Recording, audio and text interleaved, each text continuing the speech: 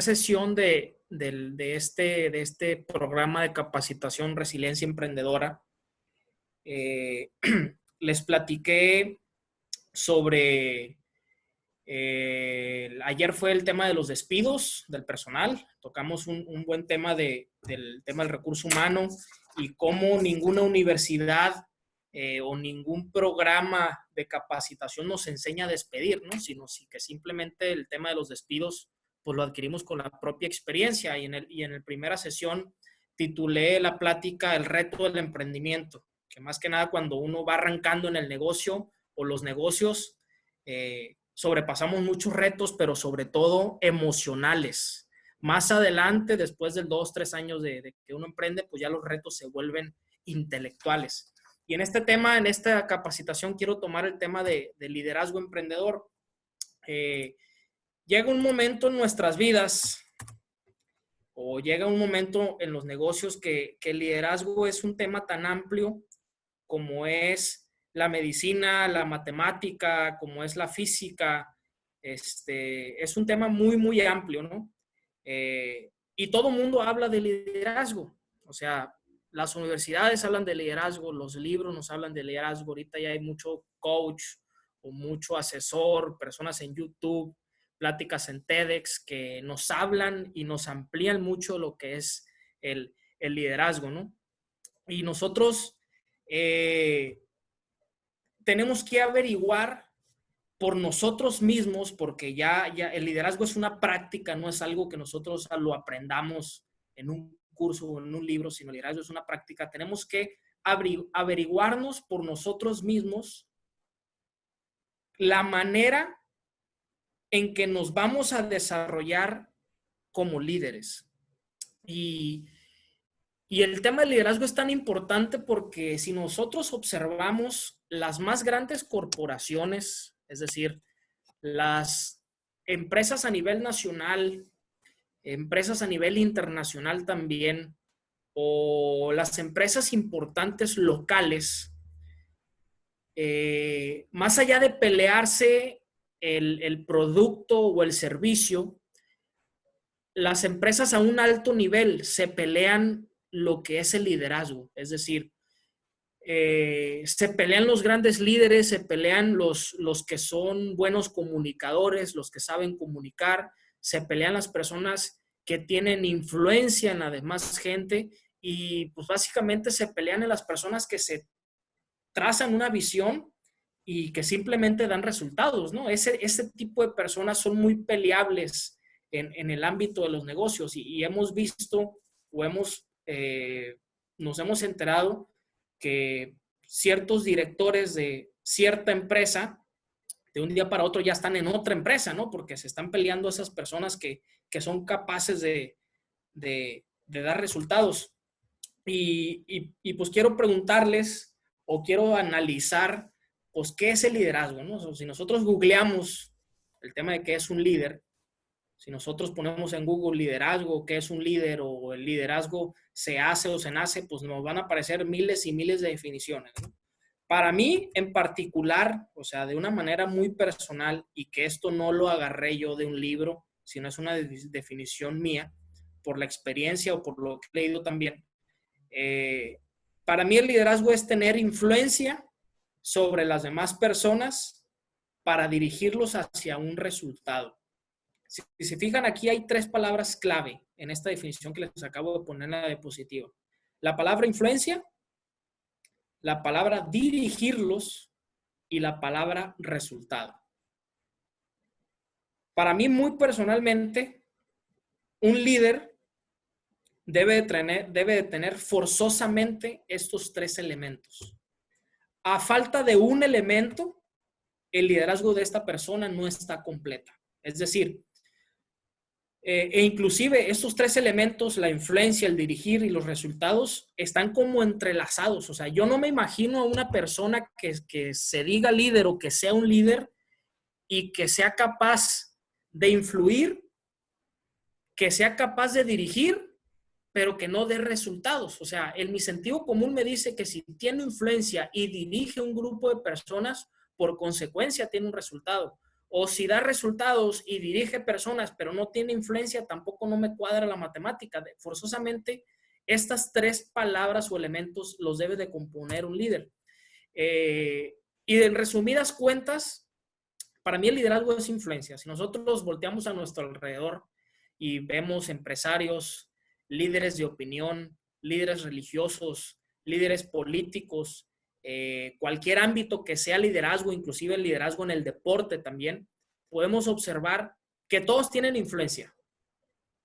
Absolutamente todos los líderes, la principal característica o la principal habilidad que debe tener un líder es influir, ya sea para bien o ya sea para mal. Ahorita no estamos hablando de liderazgo positivo, pero si una persona tiene influencia, ya sea positivamente o negativamente en otras personas, yo creo que desde ahí le podemos llamar líder. Entonces, llega un momento en nuestras vidas, quizá nos levantamos un día normal, ponemos el despertador, suena, lo apagamos, nos despertamos, nos metemos a bañar, nos cambiamos, desayunamos, y en el momento en donde nos dirigimos a nuestro trabajo o lo que sea, llega un momento en donde nos convertimos en líderes. O sea, quizá un día antes no teníamos un cargo de liderazgo por azares del trabajo o por lo que sea, nos convertimos en líderes, ¿no? Entonces, ¿qué se necesita, primero que nada, para convertirnos en líderes? Yo creo que, como dice aquí la diapositiva, el camino hacia el liderazgo siempre empieza con una creencia, ¿no? Siempre empieza con una creencia. Es decir, nos la tenemos que creer que nosotros realmente somos líderes. Les voy a contar una historia para definir qué es una creencia, ¿no? Las creencias para mí son esos elementos o son esas palabras, o es esa historia que nos estamos contando a nosotros mismos. Por ejemplo, leí un libro, una pequeña historia que se me hizo muy buena para explicar lo que son las creencias. Dicen que están 4 niños jugando fútbol en un bosque, y en una de esas uno de los niños patea la pelota lejos y se va hacia donde están unos árboles, y uno de los niños va por esa pelota, y al momento de agarrar la pelota en el campo, en el suelo, se ve que está una araña muy grande, ¿no? Entonces le da miedo agarrar esa araña, manda a llamar a los otros niños, les dice que vengan para que vean a la araña, y cuando llegan todos los 4 niños y rodean la pelota y rodean la araña, uno de ellos piensa, ¿no? O sea, uno de los niños se dice a sí mismo, este es el momento, se dice a sí mismo el niño dentro de sí, este es el momento de demostrarles a mis amigos que soy bien hombre, que soy bien macho. Entonces voy a matar a la araña, piensa el niño. Entonces el niño agarra un palo que tiene cerca y ya le va a dar de palazos a la araña para matarla. Y en eso un niño se da cuenta que la quiere matar y dice, oye, espérate, no la mates todavía. Deja ese palo. Primero quiero que me pique la araña, porque yo sé que si me pica, mañana voy a amanecer con superpoderes, dice el niño, creyendo que se iba a convertir en Spider-Man porque no me pica la araña. El otro niño, el tercer niño, uno de los niños opina y dice que la presencia de esa araña en ese bosque, que estaban jugando fútbol, que la presencia de esa araña, pues era un significado de que ese bosque estaba poseído por presencias malignas. Y el cuarto niño dice que los invitaba a los niños a correr rápido, lejos de la araña, porque había visto en una película que le había picado a un hombre esa araña y al día siguiente había amanecido enredado de telaraña, ¿no? Esa es la historia. Entonces, la reflexión de esta historia es, ¿cuál es el único hecho? Es decir, ¿cuál es lo único que es real en esta historia que les acabo de contar? Lo único real es que existía una araña, punto. Que el niño que se quería sentir superior a los demás porque la quería matar, el otro porque creía que se iba a convertir en Spider-Man, el otro porque creía que el bosque estaba poseído por presencias malignas, y el otro porque al día siguiente iba a amanecer enredado en telaraña. Eran creencias que cada uno de los niños tenía. Era una historia o era un cuento que solamente existía en su cabeza. Nosotros, a cada hecho, es decir, en este caso, los niños, el hecho o lo real de ver una araña, cada quien le puso una historia en su cabeza y era su creencia. Y si se fijan, si esa historia o cada uno de los hechos que nosotros vivimos lo trasladamos a nuestras vidas, es decir, cada hecho que vivimos, nosotros les vamos poniendo un cuento o les vamos poniendo una historia en nuestra cabeza y eso para nosotros es real. Es decir, a cada hecho que nosotros les vamos poniendo, le vamos dando un significado y esa es nuestra creencia. Es decir, el camino hacia el liderazgo empieza con una creencia. Primero nosotros nos debemos de creer en nuestra cabeza que nosotros somos líderes a partir de este momento.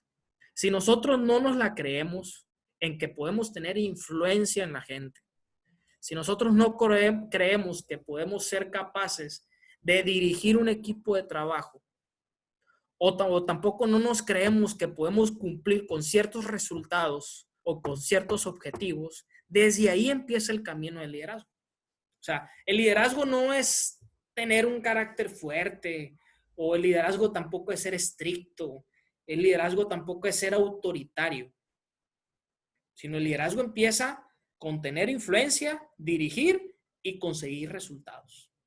Esa es la esencia del liderazgo.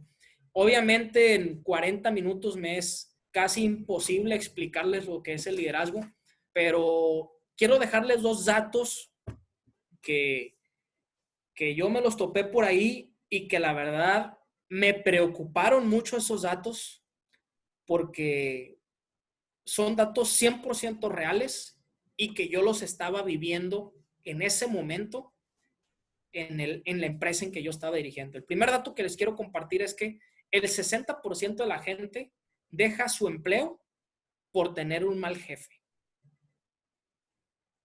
Es decir, yo no sé a qué se dedican ustedes en este momento, me hubiera gustado conocerlos, pero si ustedes dirigen una empresa en este momento o son dueños de una empresa, son gerentes o tienen a cargo personas o no se dedican a esto, pero supongan que son encargados 100% de una empresa. 6 de cada 10 personas que renuncian por iniciativa propia, 6 de cada 10 personas dejan ese trabajo, ya sea porque ustedes están siendo pésimos jefes o el jefe directo de la persona, es decir, un subordinado que ustedes le delegaron la responsabilidad de alguna gerencia o de algo, está siendo un pésimo jefe. Es decir, 6 de cada 10 personas que renuncian a un trabajo, lo renuncian porque no están a gusto con el jefe o con el líder. Para mí ese 60% es un mundo de porcentaje. Es muchísimo porcentaje.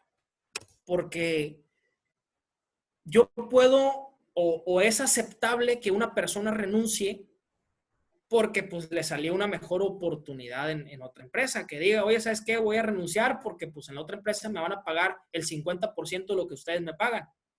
No, pues ahí es entendible, oye, yo no te puedo pagar el 50%, yo en tu lugar me fuera también. Es racionalmente aceptable. O es aceptable que una persona renuncie porque se va a mover de ciudad o porque la esposa, el esposo, los hijos, lo que sea, es racionalmente aceptable, pero un 60% de esas personas renuncian porque están incómodos con el jefe. Están sufriendo con el jefe. Imagínense tener a un jefe que no lo aguanten de lunes a sábado, que solamente con recibir un correo, una llamada, un mensaje, se les revuelve el estómago porque ya saben que el jefe los va a regañar, que es un líder que no tiene congruencia, es un líder que no cumple su palabra, es un líder que que tiene que toma demasiadas medidas, etcétera, etcétera, ¿no? Entonces, la chamba de un verdadero liderazgo es hacer que este 60% disminuya. Es decir, que este 60% llegue a un 30%, que llegue a un 20%, que llegue a un 10%. Ahora, también entiendo que es totalmente imposible que este 60% se reduzca a cero, porque nosotros como jefes o como líderes estamos en una posición de tomar decisiones. Y entiendo que en la operación diaria de un negocio llega un momento en donde vamos a tomar decisiones tan complicadas que vamos a sentir que le estamos faltando el respeto a nuestros propios valores o que estamos yendo en contra de nuestros propios valores. Es decir, si yo soy jefe de una empresa, soy gerente, director y veo que un trabajador constantemente me está llegando tarde, pues obviamente le voy a llamar la atención. Si veo que ese mismo trabajador a la semana me está faltando una vez injustificadamente, pues obviamente le voy a llamar la atención o le voy a o le voy a hacer que firme un acta administrativa como regaño. Si no me trae el uniforme correcto o no se presenta en buenas condiciones o está propiciando un mal ambiente laboral, pues yo voy a ver medidas más drásticas para corregirlo. Lo voy a suspender, le voy a dar una semana sin goce de sueldo, lo voy a castigar, le voy a firmar otra acta administrativa o simplemente lo voy a correr. Entonces, es imposible que todos los trabajadores, un 100% de efectividad, se vayan contentos con nosotros, porque es imposible que este 60% vaya a cero. Eso es a lo que quiero llegar. Siempre va a haber las personas piedritas en el arroz, pero pues siempre y cuando nosotros como jefes realicemos nuestra chamba, ¿no? Pero sí, la chamba es hacer que este 60% disminuya a un 30, un 20 o a un 10. Esa es la chamba de nosotros como liderazgo. Y el otro dato que les tengo es que el 20% de los trabajadores se sienten comprometidos con la empresa. El 20% de los trabajadores se sienten comprometidos con la empresa. Es decir, ¿qué es una persona comprometida? Empezando por ahí. Para mí, una persona comprometida es un trabajador que tiene bien puesta la camiseta. Que si tú le pides a ese trabajador que se quede horas extras o que venga en su día de descanso o que venga más temprano, se quede más tarde, lo va a hacer sin decirte ningún pero.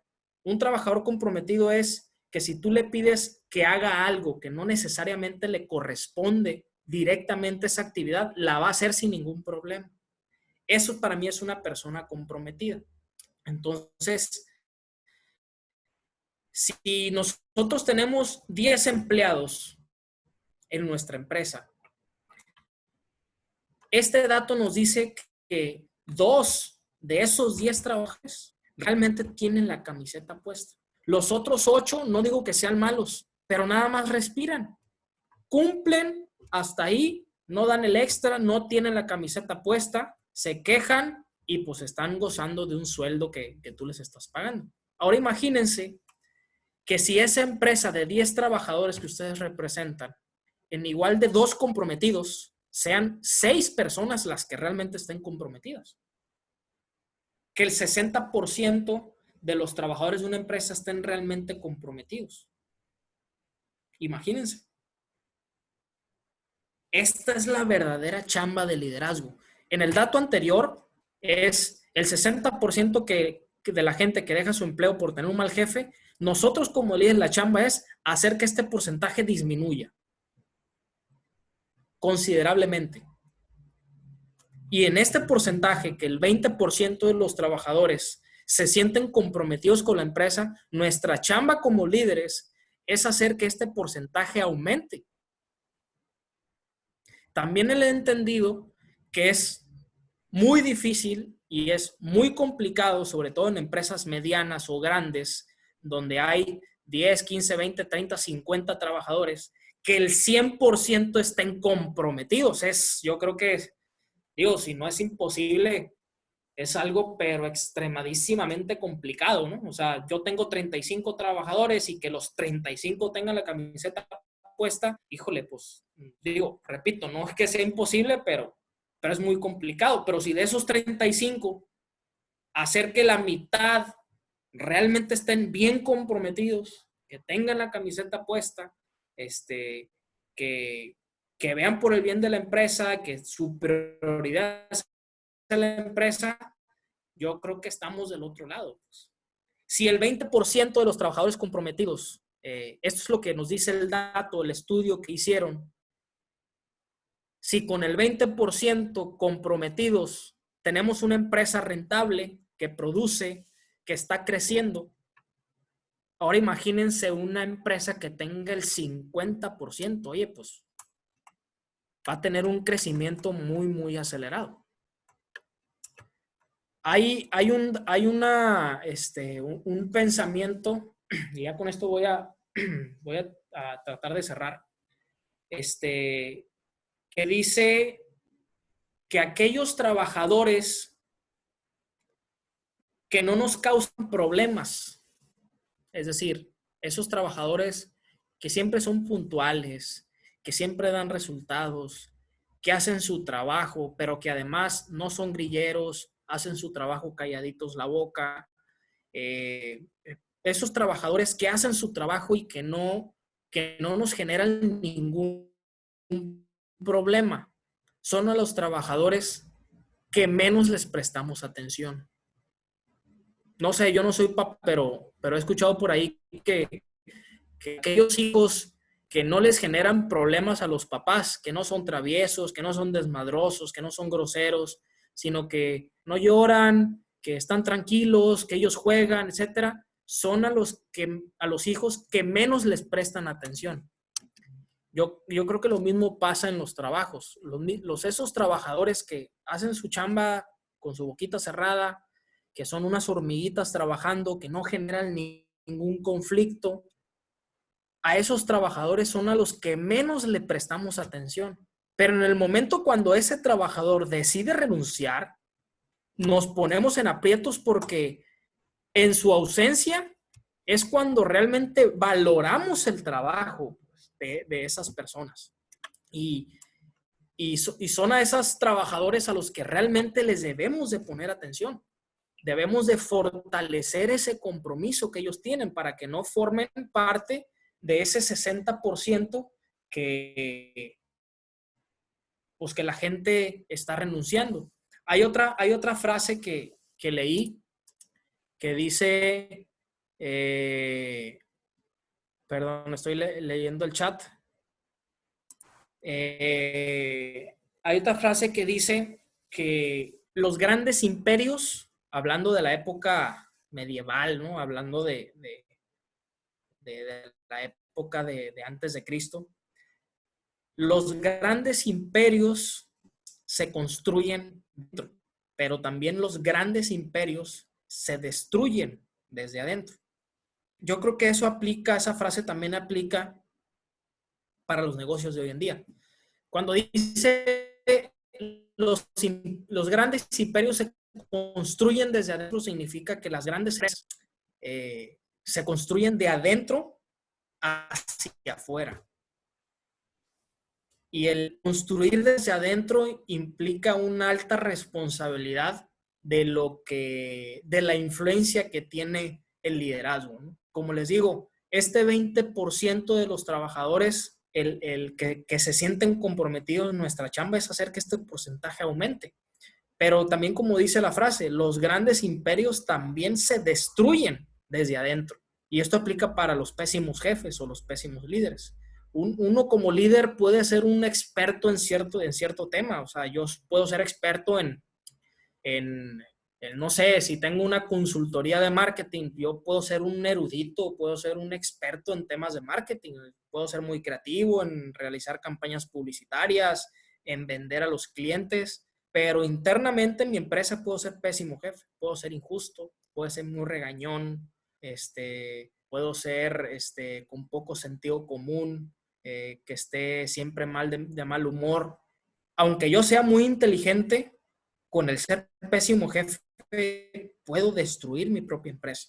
Entonces, por eso la frase dice, los grandes imperios se construyen desde adentro, pero también se destruyen desde adentro. Y quiero terminar con una historia rápida que, que refleja este 20% de los trabajadores que se sienten comprometidos con la empresa. Me acuerdo que yo estaba por iniciar un negocio de comida japonesa y, y 2 días antes de la apertura oficial del negocio, es decir, para que los clientes ya pudieran ir a consumir, 2 días antes, uno de los meseros me había llegado borracho a una capacitación. Y a mí me dolió que haya llegado borracho. O sea, primero que nada, aquí como paréntesis, que un trabajador llegue borracho, en estado de ebriedad, o llegue amanecido a un trabajo, es motivo de despido aquí y en China, ¿no? Espero y todos quedemos claros en ese sentido. Y me había dolido que este mesero haya llegado borracho porque en su entrevista yo había detectado que era un trabajador que sabía mucho del tema, sabía de servicio al cliente, sabía de ventas, de cortes de carne, de comida internacional, sabía de vinos, de coctelería. Y anteriormente al trabajo que yo lo acababa de contratar, anteriormente había trabajado 20 años en una empresa, en otra empresa, en otro restaurante. Entonces dije yo, este mesero es fiel porque trabajó 20 años en una misma empresa corridos y aparte tiene mucha experiencia, pues lo voy a contratar. Pero antes de la apertura a mí había llegado borracho. Entonces yo le dije al capitán, oye, ¿sabes qué? Córrelo. Dile que ya no se presente. A mí me había dado mucho coraje. Al siguiente día había citado a todo el personal operativo a capacitación, es decir, los meseros estaban en cierto tema, los cocineros en otro tema y los bartenders en otro tema, ¿no? Los había citado a las 10 de la mañana. Yo había llegado a la oficina a las 10 de la a las 8 de la mañana, me acuerdo muy temprano. Y este mesero, que había llegado borracho una noche antes y que ya se le había dado las gracias, llega el siguiente día a mi misma oficina a las 8:30. Antes de que todo el mundo llegara. Llega, me toca la puerta, me pide permiso para pasar, y cuando yo lo veo dije yo, pues no sé a qué viene, pero dije dentro de mí, lo voy a correr. Llega, se sienta en mi escritorio y me dice, oye, oiga, Hilde, me imagino que ya está enterado de lo que pasó ayer. Y yo, sí, ya estoy enterado. Y me dice, mire, pues vengo aquí a dos cosas. La primera es que vengo a pedirle una sincera disculpa y es algo que no volveré a hacer, es algo que nunca me había pasado. Y la segunda es que vengo a pedirle una segunda oportunidad para trabajar. A mí me llamó muchísimo la atención porque no cualquier persona pide disculpas de haber cometido un error grave. No cualquier persona tiene el valor de mirarte a los ojos y pedirte perdón por un acto grave que había cometido. Entonces, esto me había llamado la atención, pero más me llamó la atención cuando después de haber cometido algo tan grave, me pidiera una segunda oportunidad para trabajar. Entonces yo le dije, oye, ¿tú crees que te mereces esa oportunidad? Y él me dijo, no sé si me la merezca, pero la verdad es que tengo la necesidad del trabajo. Y ya me empezó a explicar que él era un señor o una persona de casi 50 años, que era muy complicado para él conseguir un trabajo por su edad, que no había terminado ni siquiera la secundaria y que además tenía a un familiar de él muy enfermo, hospitalizado en el seguro y que necesitaba del trabajo para poder pagarle sus curaciones y pagarle sus medicinas, ¿no? Me acuerdo que en ese momento el mesero soltó el llanto enfrente de mí. Soltó el llanto y yo me sentí muy mal. Pero a pesar de eso, yo rápidamente pensé en que si realmente este trabajador hubiera tenido a ese familiar muy enfermo como me lo dijo, yo creo, o por lo menos yo y todas las personas que aquí me están escuchando, yo creo que no nos hubiéramos puesto una borrachera, eh, eh, teniendo en cuenta la situación familiar que teníamos, ¿no?